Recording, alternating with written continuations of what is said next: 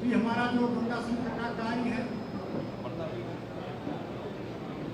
वो उत्तराखंड, दिल्ली, उत्तर प्रदेश, बिहार, बंगाल, झारखंड,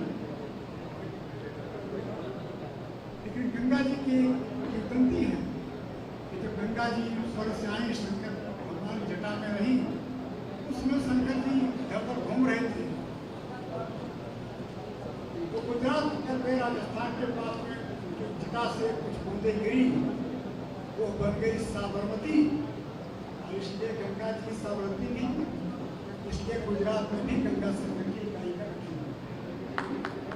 यहाँ इतने प्रदेशों से लोग आए हैं। 2 दिन से वो चिंतन मनन में हैं, गंगा जी कैसे स्वच्छ हों, सारी नदियाँ कैसे स्वच्छ हों, और केवल नदियाँ ही नहीं तो तालाब भी कैसे स्वच्छ हों। इन बातों का हम लोग चिंतन किए हैं, मनन किए हैं, कार्य योजना बनाई।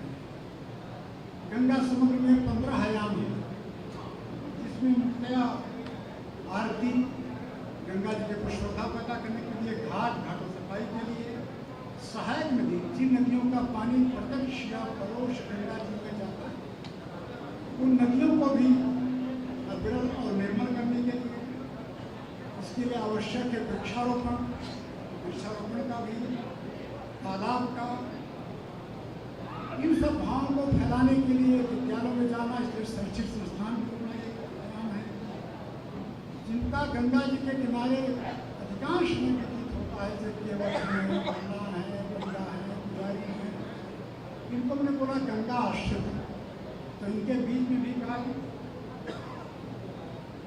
लोग खेती करते हैं, उसमें यूरिया डालते हैं, डाई डालते हैं, बैगन के जल में आता है, इसलिए जल में फास्फोरस, नाइट्रोजन की मात्रा बढ़ने के कारण जलकुंभी बड़ी मात्रा में बढ़ रही है। आप देखेंगे समुद्र तक जलकुंभी दिखाई पड़ती है, इसलिए जैविक खेती भी प्रारंभ हो। और गंगा के किनारे जो बदलती हुई संस्कृति है, सभ्यता है, जो बड़े बड़े शहर हो गए हैं, उनके सीवेज, उनके नाले नदियों में जाते हैं, उनको भी रोकने के लिए, करने के लिए जल निकास, ऐसे इस प्रकार के हमारे 15 आयाम हैं। इनके आधार पर हमने चिंतन किया है, विचार किया है और कार्य की योजना बनाई है। नमामि गंगे केंद्र सरकार की योजना है। राजीव गांधी के समय से नदियों पर कुछ न कुछ योजनाएं आती रही हैं।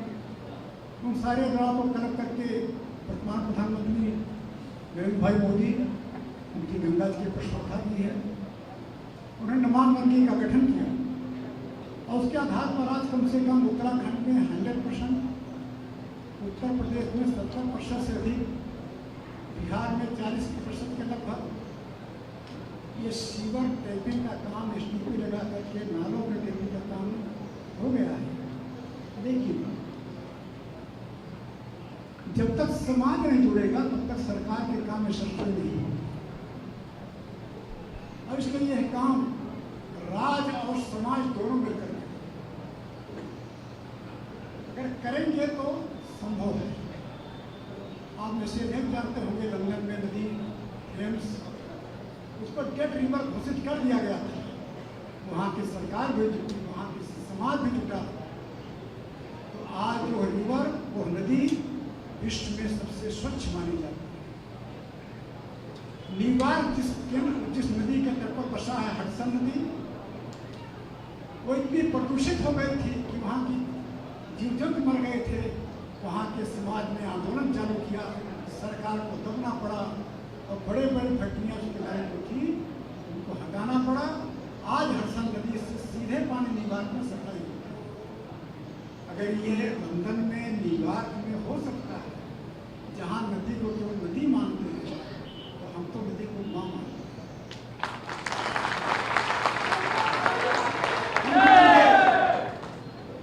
सरकार जुटेगी, हम जुटेंगे तो अवश्य काम होगा।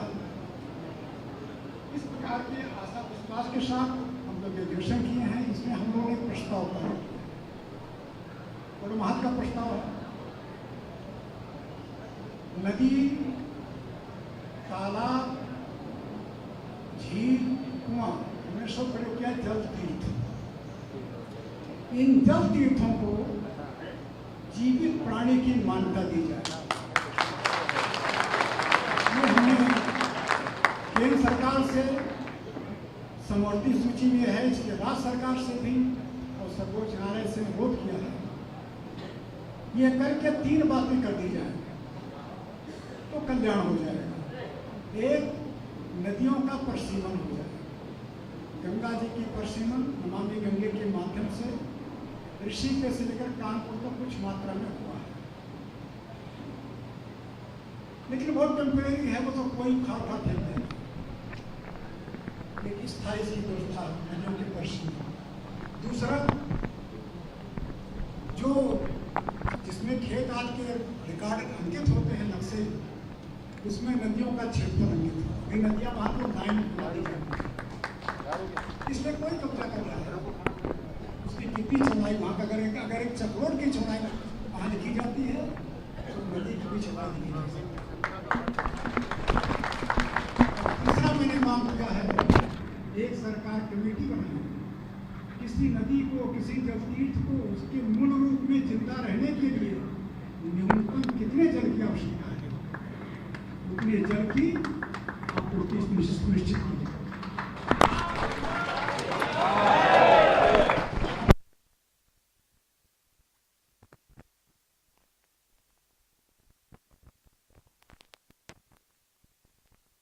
सभी नदियों की आयु बढ़ जाती है। ज्यादा समय न लेते हुए, क्योंकि कार्यक्रम से विलंब हो गया है, तो निवास समाप्त होगा। भारत माता की जय। जय माता।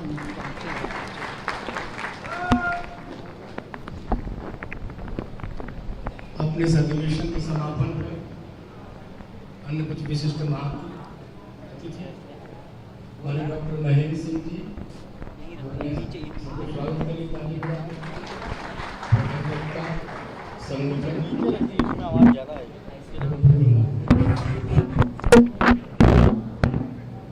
धन्यवाद ज्ञापन के लिए नवनियुक्त अपने माननीय राष्ट्रीय अध्यक्ष अमरेंद्र सिंह से निवेदन। धन्यवाद।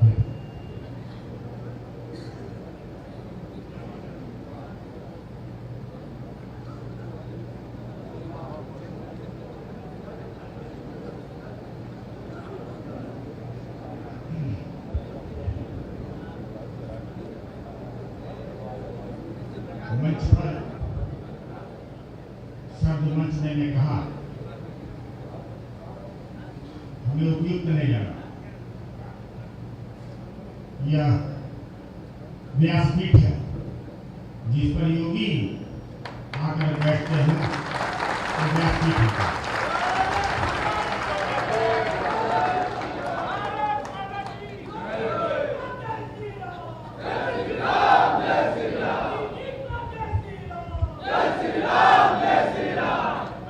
और योगी में भी कर्म योगी, सनातन संस्कृति का सच्चा सिपाही,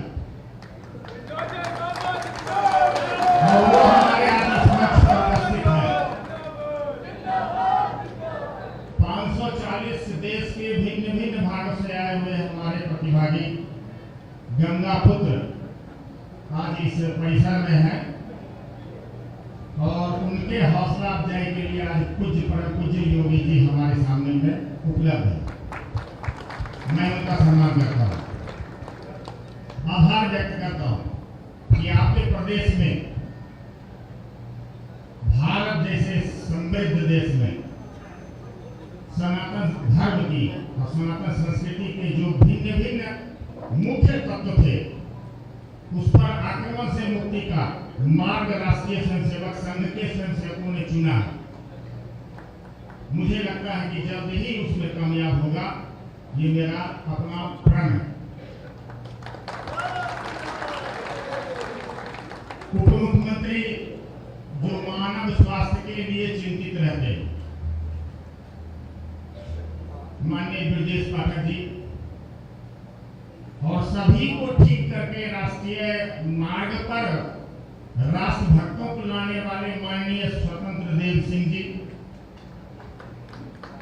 हम सबों को गाइडलाइन देने वाले पूज्य रामाशीष जी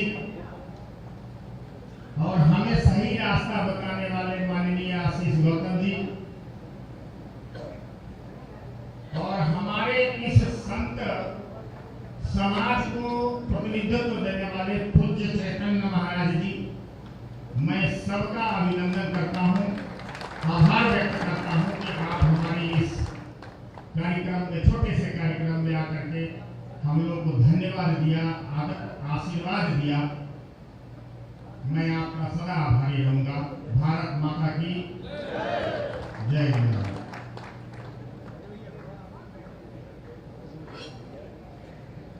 एक गीत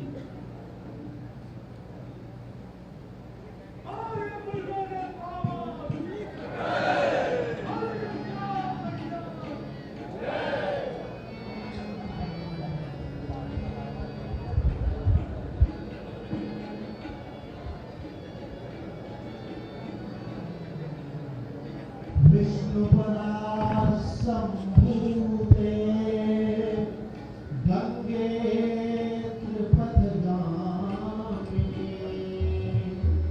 धर्मद्रवेद विद्याते पापं मे हरगायि निर्मले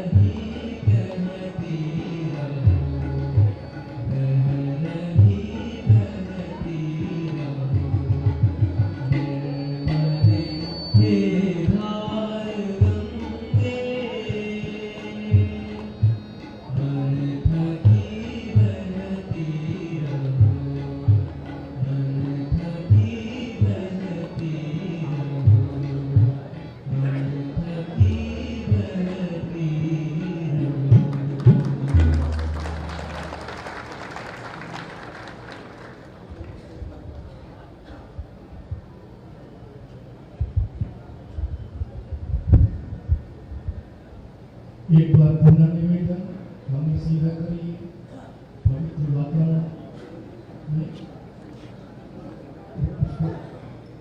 और बढ़ाइए मेरे लिए विश्वास बढ़िया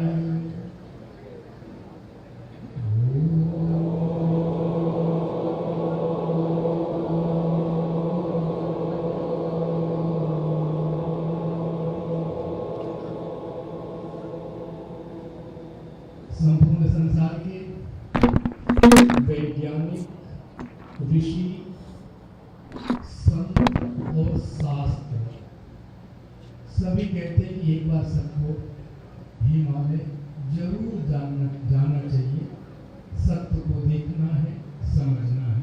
तो कारण कई गिनाए हैं, उस पर नहीं जाऊंगा। उस हिमालय में स्कंद पुराण और योगिनी तंत्र के अनुसार एक मणिपुर पर्वत है, मणिपुर पर्वत, और उस मणिपुर पर्वत में एक योगी का जन्म होता है। सौभाग्य है मेरा कि वो मेरी कर्म भूमि इस समय, और जो उनकी जन्मभूमि मेरी कर्म भूमि है और मेरी जन्मभूमि आज उनकी कर्म भूमि है। और दूसरा उस हिमालय में ही जन्म भले गुजरात में हुआ, लेकिन केदार खंड में ही हमको मोदी दिए हैं। योगी और मोदी हमारी प्रेरक व्यक्तित्व है सभी दृष्टि से। एक दृष्टांत सुना देता हूँ छोटा सा। 10 मार्च को चुनाव का रिजल्ट आ रहा था, देश भर में तूफान था, लोग नाच रहे थे। मुझे 2 बजे के बाद लगा, आज आंसू आ रहे, भावना है कि आखिर योगी जी के घर परिवार में क्या हो रहा हो। मैंने गाड़ी उठाई, में निकल गया। ठीक 4 बजे आपकी बहन की जो सुना होगा, टीवी में देखा होगा, उस चाय की और फूल की दुकान पे पहुंच गया मैं। अब सोचिए, भारत के सबसे बड़े प्रदेश का सीएम और उसके परिवार में आज भी उस समय चाय, जो भी ग्राहक आ रहे फूल बेच के चाय पिलाई जा रही, मैं उसका साक्षी हूँ, प्रत्यक्ष। मैंने खुद 10 तारीख को जिस समय पर योगी जी 7 विधानसभा मार्ग के कार्यों में जीत के प्रवेश कर रहे थे, आदरणीय स्वतंत्र जी और केशव मौर्य जी बहन के स्वागत के लिए खड़े थे, उस समय मैं उस घर में था। अद्भुत है, अलौकिक है, उस हिमालय ने हमको दिया है। ऐसे योगी जी को बुलाने के पूर्व थोड़ा सम्मान, क्योंकि माँ गंगा की मूर्ति हरिद्वार से आई है। हमारे राघवेंद्र जी, श्रीमान पार्थ जी जो इस इंस्टीट्यूट के उभरते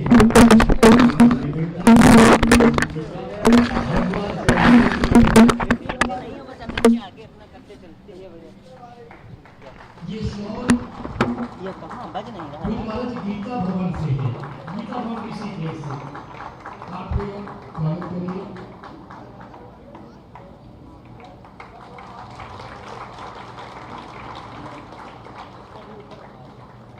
और दोनों पिता पुत्र राजेश जी और पार्थ से निवेदन, क्योंकि हमारे उप मुख्यमंत्री जी एवं जल शक्ति मंत्री जी को जो आपकी ओर से किस्मत चिन्ह है प्रदान करके सम्मान करें, स्वागत करें।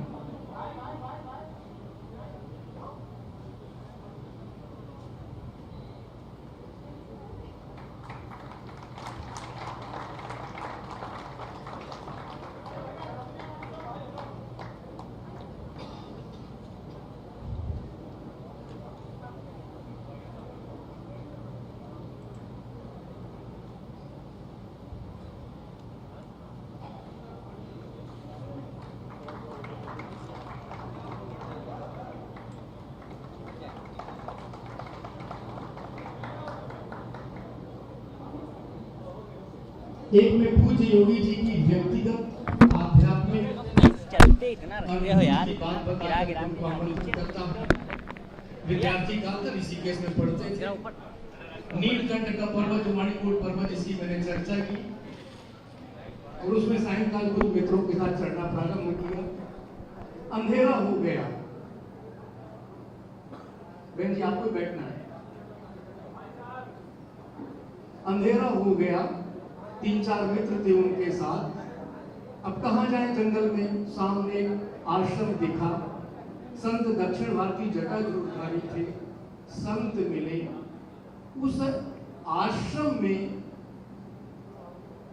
योगी जी को विद्यार्थी काल में स्थान सोने का मिला, रात्रि का भोजन मिला और सुबह जब योगी जी जगते हैं उसी मणिपुर पर्वत में ना वो संत थे सवेरे, ना वो आश्रम था।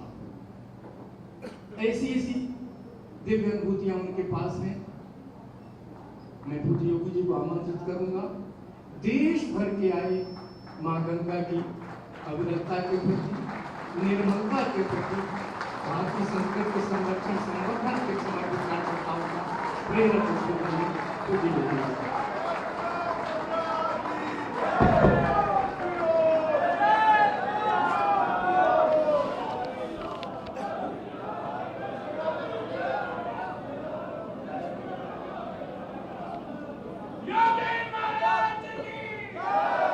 गंगा समग्र के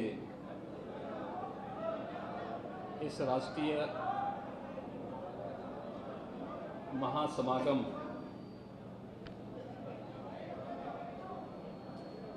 में उपस्थित गंगा समग्र के राष्ट्रीय अध्यक्ष श्री अमरेंद्र सिंह जी, उत्तर प्रदेश सरकार में मेरे वरिष्ठ सहयोगी उप मुख्यमंत्री श्री ब्रजेश पाठक जी, प्रदेश सरकार में जल शक्ति मंत्री के रूप में अपनी सेवाएं दे रहे श्री स्वतंत्र देव सिंह जी, गंगा समग्र के राष्ट्रीय संगठन मंत्री माननीय श्री राम आशीष जी, महामंत्री माननीय श्री आशीष जी, पूज्य संत स्वामी विद्या चैतन्य जी, इस संस्थान के प्रबंधक श्री राजेश सिंह जी, प्रदेश सरकार के पूर्व मंत्री डॉक्टर महेंद्र सिंह जी, सभी पूज्य संत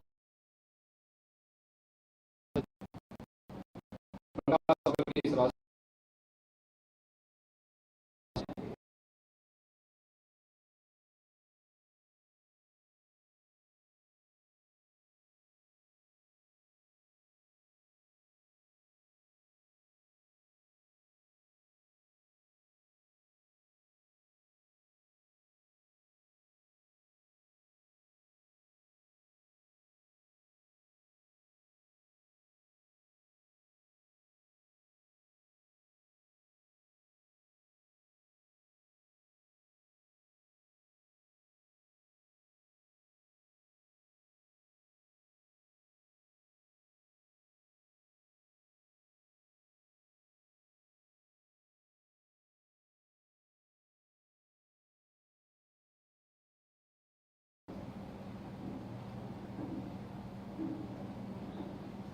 ये केवल एक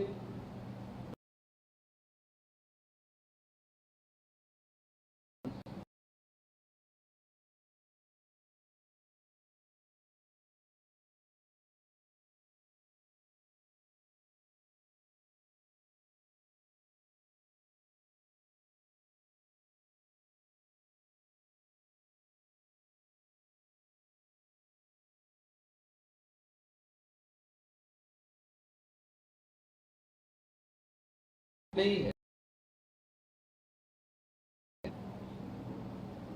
पूरी दुनिया के अंदर जब नदी संस्कृति की बात होती है तो अकेले गंगा एक ऐसी नदी है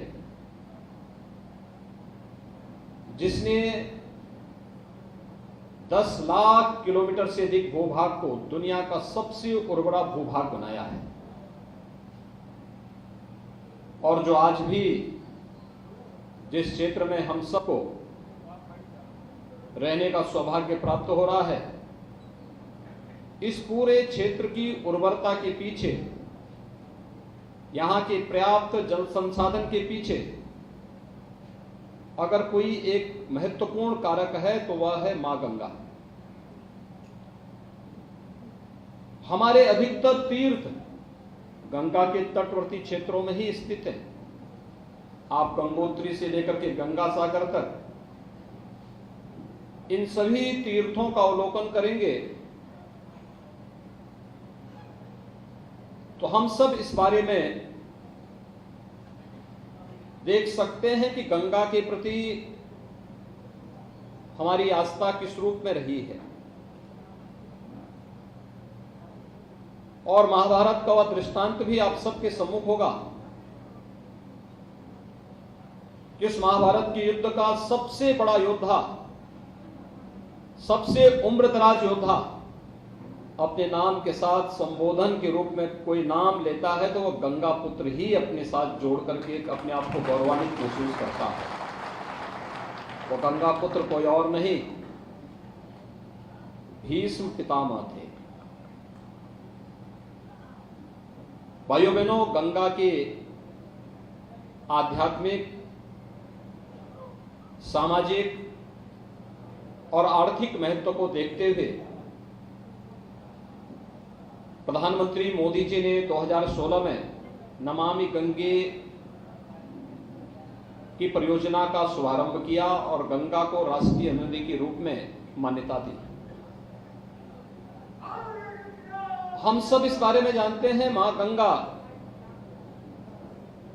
के बारे में योजनाएं पहले भी बनती थी। 1986 में गंगा एक्शन प्लान बना था, कार्य प्रारंभ भी हुए थे।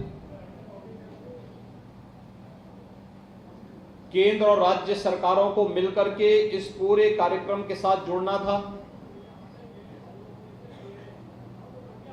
जो उस समय के 4 राज्य गंगा से जुड़े हुए थे, जिसमें उत्तर प्रदेश, उस समय उत्तराखंड नहीं बना था, उत्तर प्रदेश, बिहार और बंगाल, ये 3 राज्य थे, जिसमें झारखंड और उत्तराखंड बाद में बना। 5 राज्य इस अभियान के साथ जुड़े। लेकिन जब नमामि गंगे परियोजना के पहले इन सभी कार्यों का मूल्यांकन हुआ तो हम इस निष्कर्ष पर पहुंचे थे कि गंगा पहले से ज्यादा प्रदूषित हुई है।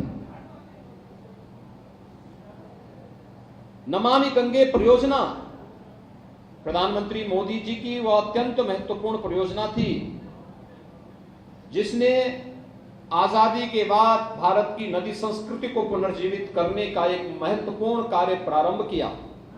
और मुझे प्रसन्नता है कि मां गंगा के लगभग 2500 किलोमीटर के अपने लंबे प्रवाह में जो 5 राज्य आते हैं, उन 5 राज्यों में उत्तर प्रदेश के अंदर मां गंगा का आशीर्वाद और यमुना जी का आशीर्वाद सर्वाधिक प्राप्त होता है। और उत्तर प्रदेश नमामि गंगे परियोजना में सफलतापूर्वक उन कार्यक्रमों को आगे बढ़ाने में सफल हुआ। आपके सामने यहां पे उदाहरण हो सकता आया हो, ये 250 किलोमीटर का जो मां गंगा का लंबा प्रवाह है, गंगोत्री से लेकर के गंगा सागर तक, इसका सबसे क्रिटिकल जो पॉइंट था वह था कानपुर। कानपुर में ऐसी स्थिति थी कि गंगा के जल में जलीय जीव भी नष्ट हो गए थे और सीसामऊ नाला से तो प्रतिदिन 14 करोड़ लीटर सीवर गंगा में गिरता था और ये लगभग 100 वर्षों से गिर रहा था। लेकिन नमामि गंगे परियोजना के बाद आज कानपुर में जो सीवर पॉइंट था सीसामऊ का, वह एक सेल्फी पॉइंट बना और प्रधानमंत्री मोदी जी ने स्वयं वहां पर आकर के इस कार्य की सराहना भी की। आज वहां एक भी बूंद सीवर नहीं गिरता है, जलीय जीव फिर से वहां पुनर्जीवित हो गए हैं। 2019 में प्रयागराज कुंभ के पीछे की सफलता के पीछे की कहानी भी यही है कि 2019 में जब प्रयागराज का कुंभ था तो प्रयागराज के कुंभ के पीछे हम लोगों ने जो सबसे पहले उद्देश्य रखे थे, स्वच्छता, सुरक्षा और सुव्यवस्था का, गंगा की अविरलता और निर्मलता और गंगा और उसकी सहायक 10 नदियों पर भी हम लोगों ने ध्यान केंद्रित किया था। आपने देखा होगा दशकों बाद प्रयागराज कुंभ में अविरल और निर्मल जल पूज्य संतों को और श्रद्धालु जनों को प्राप्त हुआ था और देखते ही देखते करोड़ों श्रद्धालु प्रयागराज कुंभ में आकर के उन्होंने वहां पर पवित्र स्नान में भाग भी लिया। ये जो पूरा कार्य है,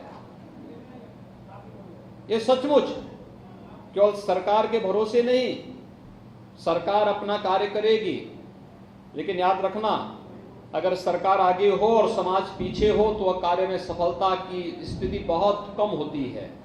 समाज आगे आए और सरकार उसे पीछे रह करके उन कार्यों को आगे बढ़ाएगी तो उसमें सफलता कई गुना ज्यादा बढ़ जाती है। समाज की जागरूकता इस दृष्टि से बहुत महत्वपूर्ण है। नमामि गंगे परियोजना लागू होने के बाद आज आप देख सकते हैं, काशी में आप जाइए, गंगा निर्मल दिखेगी। मुझे याद है आज से 5 वर्ष पहले काशी में हम लोग जब जाते थे, मुझे याद है जब 2018-19 में काशी में गंगा जी में बाढ़ आई थी और मैं उस समय वहां गया था। मैंने उस समय वहां पूछा, मैंने कहा क्या स्थिति है, तो मुझे एनडीआरएफ के जो जवान वहां पर नियमित प्रैक्टिस करते थे, उन्होंने कहा कि गंगा जी में बीओडी की मात्रा बहुत ज्यादा होने के नाते यहां पर एक जल स्थिति ऐसी नहीं कि हम इसे स्नान करने की बात तो, यानी स्नान की बात तो दूर है, हम इसमें सामान्य प्रैक्टिस नहीं कर सकते। लेकिन विगत वर्ष जब मैं वहां गया था और बाढ़ के समय ही मुझे उस रास्ते से जाने का अवसर प्राप्त हुआ था, मैंने फिर उन लोगों से पूछा, मैंने कहा नमामि गंगे परियोजना के बाद के परिणाम क्या हैं? उन्होंने कहा देखिए, पहले हम लोग जब यहां प्रैक्टिस करते थे तो हमारे पूरी शरीर पर लाल लाल चकत्ते हो जाते थे, और आज जब हम लोग प्रैक्टिस करते हैं तो आज हमें सामान्य ये गंगा जल का जो महत्व है वह हम लोगों को एहसास होता है। यानी पहले स्नान करने लायक भी ये जल नहीं था, लेकिन अब यह जल आचमन भी इससे आराम से किया जा सकता है, पूजा के योग्य भी यह जल आज के दिन पर बना हुआ है। आज वहां पे डॉल्फिन आपको दिखाई दे सकती है। गंगा जी का जो महत्व है उसमें डॉल्फिन भी गंगा की एक पहचान है, और यह भी वहां पर देखने को मिलता है। लेकिन भाइयों बहनों, ये सभी कार्य केवल सरकार के प्रयास से भर से एक निरंतरता नहीं प्राप्त कर सकते। सरकार ने अपने स्तर पर प्रयास किए। उत्तर प्रदेश में ही जितने भी सीवर के या औद्योगिक कचड़े से जुड़े हुए प्रवाह थे, उनको रोकने के लिए जो कार्य होने थे, 46 में से 25 के कार्य हमने पूरे कर दिए। 19 पर कार्य चल रहा है, युद्ध स्तर पर कार्य चल रहा है। 2 का कार्य प्रगति पर है। हम लोग इन सभी योजनाओं को समयबद्ध ढंग से आगे बढ़ा रहे हैं। लेकिन सबसे महत्वपूर्ण बात यह है कि सरकार ने अपने स्तर पर एक कार्रवाई की। जगह जगह जो सौदागर बने हुए थे उनके आधुनिकीकरण पर ध्यान दिया। गंगा जी में तमाम प्रकार के उत्प्रवाह को रोकने के लिए अलग अलग कार्यक्रम भी आगे बढ़ाए, और जो भी तकनीक हो सकती थी उस तकनीक को अपना करके नमामि गंगे परियोजना में गंगा की निर्मलता और अविरलता को बनाए रखने के लिए अपने स्तर पर प्रयास किया। क्योंकि हम सब का यह मानना है, कौन ऐसा भारतीय है जो प्रातःकाल जागरण के साथ जिस किसी एक नदी का सबसे पहले स्मरण करता है तो वह नदी होती है गंगा। कोई ऐसा भारतीय नहीं होगा जो स्नान करते समय मां गंगा का नाम लेकर के आचमन न करता हो और अपने शरीर पर जल का छिड़काव न करता हो। और मां गंगा के प्रति हमारी ये सनातन आस्था, उसे व्यवहारिक रूप में भी प्रदान करने के लिए जो प्रयास होने चाहिए, उस प्रयास में अब सर्वाधिक आवश्यकता है समाज को एकजुट होकर के कार्य करने की। और ये केवल गंगा नदी, केवल जो गंगोत्री से गंगा सागर तक है, इस एक नदी मात्र का नहीं, बल्कि गंगा से जुड़ने वाली उन सभी सहायक नदियों को भी हम इसके साथ जोड़ करके जब एक साथ कार्य प्रारंभ करेंगे, जिसमें कि किसी भी प्रकार की गंदगी, सीवर या गंदा नाला या सौ का दागरे, सौदा या मरे हुए जानवर या कोई भी कचरा हम नदी में नहीं फेंकेंगे, एक हमारा ये संकल्प होना चाहिए। और इसके लिए जो प्रयास प्रारंभ हुए हैं उन प्रयासों के साथ जुड़ना। अक्सर होता है, हम लोग देखते हैं, लोगों की एक मान्यता रही है, प्रारंभ से रही है, हिंदू समाज में अंतिम संस्कार करने की 3 प्रकार की परंपराएं रही हैं। अग्नि संस्कार की रही है, भू समाधि की रही है और जल प्रवाह की रही है। हमें जल प्रवाह से हर प्रकार से अपने को दूर करना पड़ेगा। अंतिम संस्कार की कार्रवाई को भी अग्नि संस्कार के साथ जोड़ करके आगे बढ़ाना होगा। और इस कार्य में प्रारंभिक वर्षों में काफी सफलता प्राप्त हुई, लोगों ने इसमें सहयोग भी किया। हमें लोगों को जागरूक करना पड़ेगा। मरे हुए जानवरों को नदी में नहीं फेंकना। गांव से जुड़े हुए जितने भी गांव के सीवर हैं, गांव के ड्रेनेज हैं, इनको भी नदी के ओर नहीं नदी की तरफ न डाल करके इनके लिए अलग से व्यवस्था बनाना, और अब तो बायो रेमेडिसिन की जो व्यवस्थाएं हो चुकी हैं, अगर हम आधुनिक तकनीक को अपना करके थोड़ा भी प्रयास कर लें, हर एक ग्राम पंचायत में उसको हम जोड़ करके कम खर्चे में बेहतरीन व्यवस्था दे सकते हैं। और इसी के लिए हम लोगों ने जब 2019 में गंगा परिषद की पहली बैठक कानपुर में प्रधानमंत्री मोदी जी की अध्यक्षता में हुई थी, तो उस बैठक के बाद हम लोगों ने उत्तर प्रदेश के अंदर गंगा यात्रा निकाली थी। मां गंगा के प्रति प्रत्येक गंगा पुत्र को जागरूक करने की दिशा से गंगा यात्रा निकली थी। ये गंगा यात्रा बिजनौर से कानपुर तक और बलिया से कानपुर तक यात्रा निकाली गई थी। यात्रा के पूरे मार्ग पर लोगों में जो उत्साह था वो देखने लायक था। इसमें अनेक कार्यक्रम चले थे कि हमें गंगा के तटवर्ती क्षेत्रों में मां गंगा के दोनों ओर के जो कमांड एरिया है उससे बाहर भी 5 किलोमीटर के दायरे में दोनों ओर हम क्या व्यवस्था कर सकते हैं, खेती का कौन सा मॉडल लागू करें।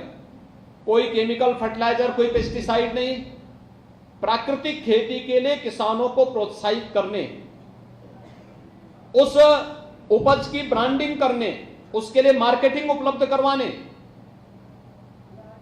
मां गंगा के दोनों तटों पर 5 किलोमीटर के दायरे पर बागवानी की विशेष खेती के लिए प्रोत्साहन करने, गंगा नर्सरी और गंगा उद्यान को विकसित करने, गंगा पार्क की स्थापना करने, गंगा घाट की स्थापना करने, और हर एक स्तर पर कहीं भी कोई भी गंदगी इस क्षेत्र में न आने पाए, इसके लिए एक व्यापक जागरूकता का कार्यक्रम 2019 में मां गंगा के तटवर्ती क्षेत्रों में, इस पूरे क्षेत्र में एक गंगा यात्रा के माध्यम से यह कार्यक्रम 2020 में उत्तर प्रदेश सरकार ने यहां पर आयोजित किया था। उसके अच्छे परिणाम भी आए, लेकिन आप जानते हैं विगत 2 वर्ष से कोरोना जैसी महामारी के कारण पूरी विश्व मानवता के सामने जो चुनौती आई है, उस कोरोना प्रबंधन में सरकार और सरकार की पूरी मशीनरी व्यस्त होने के कारण इसमें जो अपेक्षित गति आनी चाहिए थी उसमें कुछ कमी तो आई, लेकिन ये थमा नहीं है, इसमें जड़ता नहीं आई है। और इसीलिए समग्र गंगा से जुड़े हुए आप सभी गंगा पुत्रों से मेरा आह्वान होगा कि मुझे प्रसन्नता है कि उत्तर प्रदेश की संख्या इस समग्र गंगा के राष्ट्रीय महासमागम में सर्वाधिक है और 7 राज्यों की उपस्थिति आज के इस कार्यक्रम में यहां पर हुई है, लेकिन उत्तर प्रदेश की भूमिका इसमें बहुत बड़ी हो सकती है, क्योंकि मां गंगा और यमुना का जो सर्वाधिक प्रवाह क्षेत्र है वह उत्तर प्रदेश के अंदर है, और उत्तर प्रदेश में हम लोगों ने इसके लिए विशेष प्रावधान किए हैं। खासतौर पर गंगा या यमुना या सरयू या रामगंगा या राप्ती, जितनी भी नदियां हैं, इन सभी के दोनों तटों पर व्यापक वृक्षारोपण के कार्यक्रम को आगे बढ़ाना, और वृक्षारोपण केवल औपचारिकता नहीं बल्कि वृक्षारोपण जो सामान्य रूप से होते हैं, पीपल है, बरगद है, पाकड़ है, नीम है, या उस प्रकार के वृक्ष जो फलदार हो, जामुन है, बीजू आम है, या उस प्रकार के कार्यक्रम जिसके माध्यम से हम लोगों को उसके प्रति जागरूक कर सकें। किसान अगर अपने खेत में बागवानी लगाना चाहता है तो हमने उसको फ्री में पौध उपलब्ध करवाना शुरू किया। 3 वर्ष तक सरकार उसको कुछ सब्सिडी देगी। अगर वो प्राकृतिक खेती करेगा, प्राकृतिक खेती से अपने यहां उत्पादन करता है, उसके प्रशिक्षण का कार्यक्रम भी हम लोगों ने कानपुर में आयोजित किया। ये सभी कार्यक्रम निरंतरता प्राप्त करते हुए आगे बढ़े और उसका परिणाम हम सबके सामने आया भी, लेकिन इसे और युद्ध स्तर पर आगे बढ़ाने की आवश्यकता है।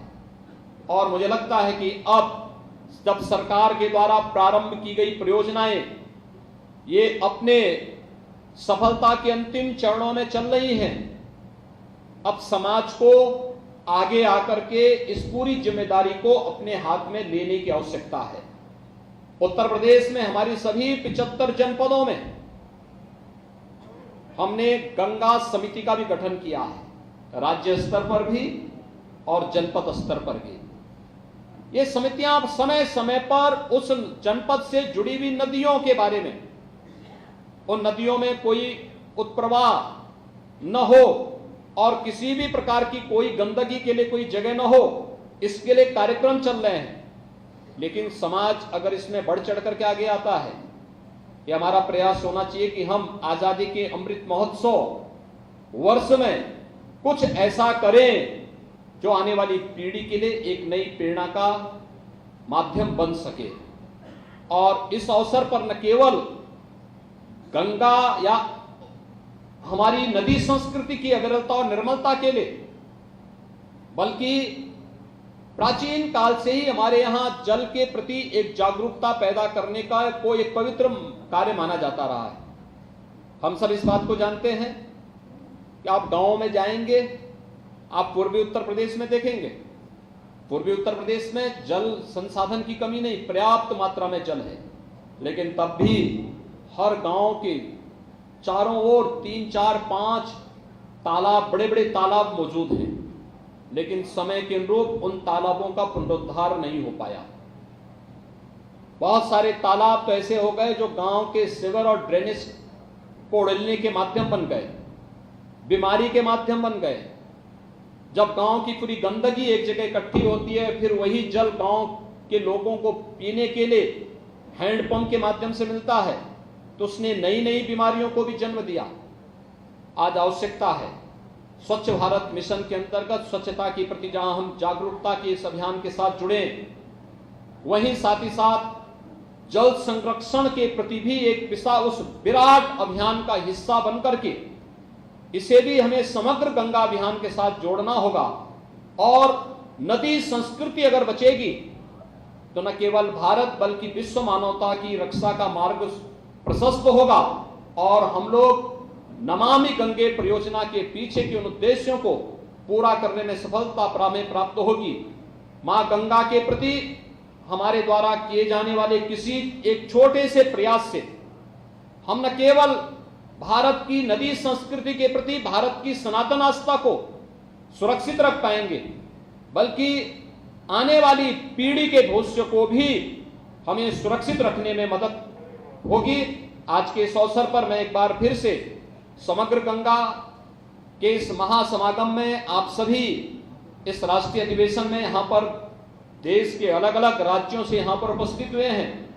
मुझे प्रसन्नता है कि आज जब नमामि गंगे परियोजना अपनी सफलता की एक नई ऊंचाइयों की ओर चल रहा है, उन स्थितियों में समग्र गंगा इस पूरे अभियान के साथ जुड़ करके इस सफलता को नई ऊंचाइयों तक पहुंचा करके एक जन आंदोलन के रूप में से आगे बढ़ाने का कार्य करेगी। उस जन आंदोलन के लिए आप सबका आह्वान करने के लिए आज मैं यहां पर आपके बीच में उपस्थित हुआ हूं। मैं धन्यवाद दूंगा माननीय रामाशीष जी को, माननीय श्री अमरेंद्र सिंह जी को और उनकी पूरी टीम को, जिन्होंने समग्र गंगा के इस कार्यक्रम के लिए प्रदेश की राजधानी लखनऊ को चुना है। और इस कार्यक्रम में हम और भी मजबूती के साथ आगे बढ़ाने में हम इसको मिलकर के कार्यक्रम को आगे बढ़ाएंगे। इस विश्वास के साथ राज्य सरकार और नमामि गंगे परियोजना इस कार्यक्रम को तेजी के साथ आगे बढ़ाएगी। आज यहाँ पर जब हम लोगों ने प्रदेश में इस कार्यक्रम को, गंगा यात्रा के कार्यक्रम को आगे बढ़ाया था, डॉक्टर महेंद्र सिंह जी उस समय यहाँ पर इस विभाग के मंत्री थे। आज उनके उत्तराधिकारी के रूप में स्वतंत्र देव सिंह जी इस विभाग का उत्तरदायित्व निर्वहन कर रहे हैं। मुझे विश्वास है कि राज्य सरकार प्रधानमंत्री मोदी जी की भावनाओं के अनुरूप गंगा संस्कृति को न केवल एक नई ऊंचाइयों तक पहुंचाने का कार्य करेगी, बल्कि समग्र गंगा जैसे अभियान के साथ जुड़ करके हम सफलता की एक नई कहानी लिखेंगे। आप सबके इस पूरे अभियान के प्रति मेरी शुभकामनाएं। धन्यवाद। जय हिंद।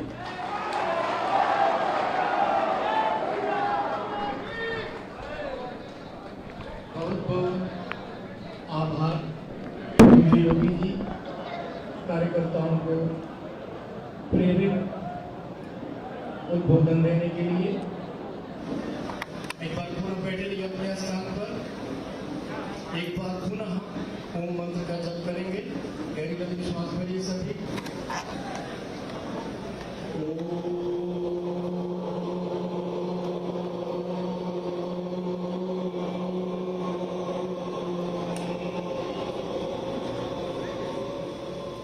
हिमालय जब द्रवित होता है, करुणामयी होता है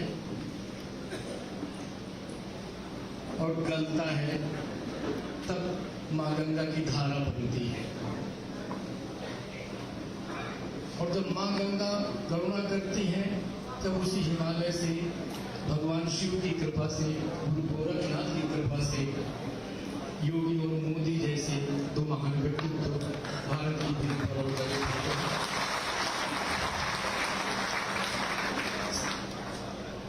संपूर्ण विश्व का गंगा के प्रति श्रद्धा करने वाला जनमानस, हिंदू हो या कोई भी मतपन संप्रदाय का हो, सभी आपकी जोड़ी के प्रति आशा से देख रहे हैं। हम सभी सरकार और संगठन संयुक्त रूप से अविरल गंगा, निर्मल गंगा और भारत की सांस्कृतिक धरोहर के लिए आज आपके साथ में संकल्प लेते हैं, संबद्ध होते हैं। हम लोग कल्याण मंत्र हाथ प्रणाम मुद्रा में सब लोग ले लीजिए। सर्वे भवन्तु सुखिनः, सर्वे सन्तु निरामयाः, सर्वे भद्राणि पश्यन्तु, मा कश्चित् दुःखभाग् भवेत्। ॐ पूर्णमदः पूर्णमिदं पूर्णात् पूर्णमुदच्यते पूर्णस्य पूर्णमादाय पूर्णमेवावशिष्यते। ओम शांति शांति शांति।